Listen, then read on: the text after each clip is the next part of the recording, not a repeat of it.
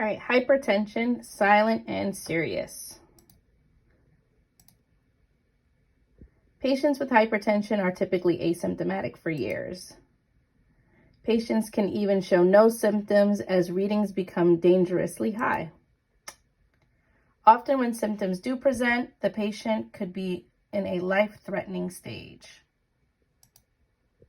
Types of hypertension. So there's primary hypertension, which is typically idiopathic, meaning of no known cause, and it tends to develop gradually over many years.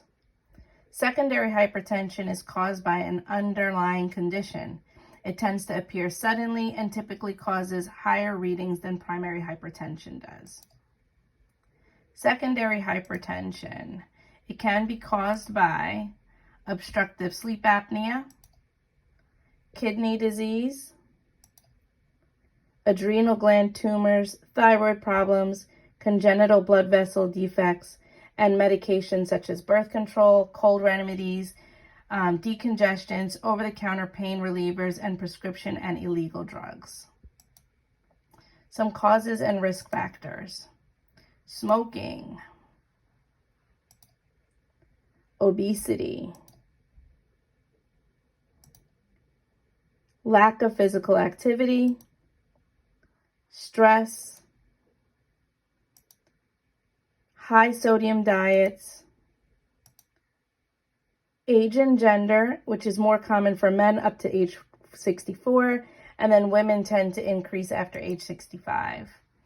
Family history is also a risk factor. Potassium deficit in their diet is a risk factor, and drinking too much alcohol. Chronic conditions that lead to secondary hypertension are also, of course, risk factors. So some signs and symptoms, if you do have signs and symptoms, can include severe headaches, nosebleeds, also known as epistaxis, breathlessness, ringing in the ear, tinnitus, insomnia, confusion, fatigue, excessive sweating, vomiting, blurred vision, irregular heart rhythms, vision changes, nausea, anxiety, chest pain, and muscle tremors.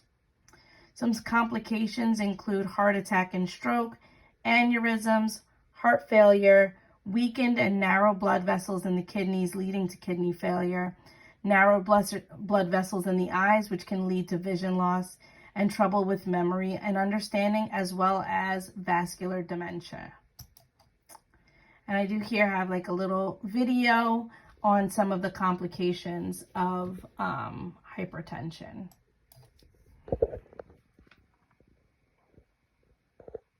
If you or someone you know has high blood pressure, this video will help you understand what it is and why it's important to keep it under control. Over time, high blood pressure will damage the walls of your arteries. This damage can lead to life-threatening conditions. For example, an artery wall may become weak and form an enlarged area called an aneurysm. The wall may burst and bleed into the tissue around it. In another example, damage to an artery wall may attract certain substances in your blood, such as cholesterol, fat, and calcium. They may form a buildup called a plaque. As the plaque gets bigger, blood flow in the artery is reduced.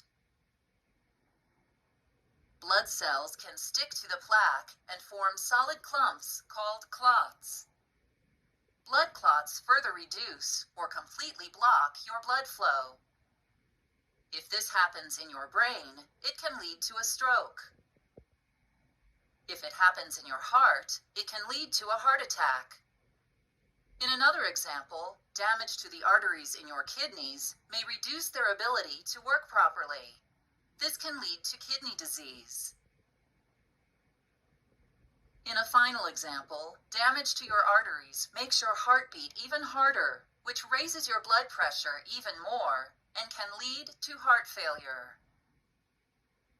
If you have questions about high blood pressure or any medications you have been prescribed for it, speak with your doctor.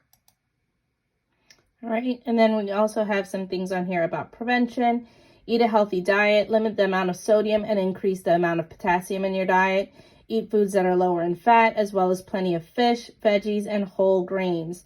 The DASH eating plan is very helpful for lowering your blood pressure. Keep yourself at a healthy weight to control blood pressure and reduce risk of other health problems. Be physically active and moderate intensity aerobic exercises at least 2.5 hours a week, or vigorous intensity aerobic exercises for 1 hour and 15 minutes a week. Don't smoke. It's a higher risk for heart attack and stroke, as well as raising your blood pressure. Prevention continued. Manage your stress. That can improve your emotional and physical health. Stress management techniques include exercising, listening to music, focusing on something calm and peaceful, and meditating. Get enough sleep. It helps your body control hormones needed to regulate stress and metabolism. Over time, a lack of sleep can cause swings in hormones, leading to high blood pressure and other risk factors for heart disease. Limit alcohol intake. It adds extra calories, which can cause weight gain. Men should consume no more than 2 drinks a day, and women should consume no more than 1.